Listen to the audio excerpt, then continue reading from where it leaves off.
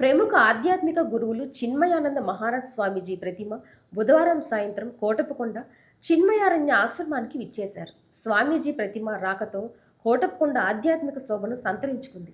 ఈ కార్యక్రమంలో ముఖ్య అతిథిగా నర్సరావుపేట ఎమ్మెల్యే డాక్టర్ చదల్వాడ అరవింద్ బాబు పాల్గొన్నారు. యూటీ జంక్షన్ నుంచి కోటప్పకొండ వరకు భక్తులు బైక్ ర్యాలీ నిర్వహించారు.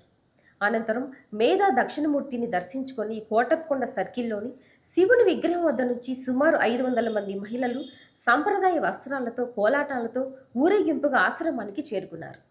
ఆశ్రమంలో స్వామీజీకి పాదుకా పూజ నిర్వహించారు. అనంతరం స్వామీజీ భక్తులను ఉద్దేశించి అనుగ్రహ భాషణం చేశారు.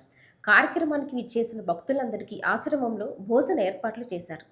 మహిళా భక్తుల సౌకర్యార్థం నర్సరావుపేట పట్టణంలోని విజయ్ కుమార్ కళ్యాణ మండపం వద్ద సాయంత్రం 4 గంటలకు ప్రత్యేక బస్సులు ఏర్పాటు చేశారు.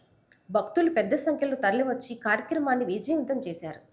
రాష్ట్ర బులియన్ మర్చెంట్స్ అసోసియేషన్ అధ్యక్షులు కపలవై విజయ్ కుమార్ ఆధ్వర్యంలో పట్టణ ఆర్యవైశ్యులు పలువురు పాల్గొన్నారు.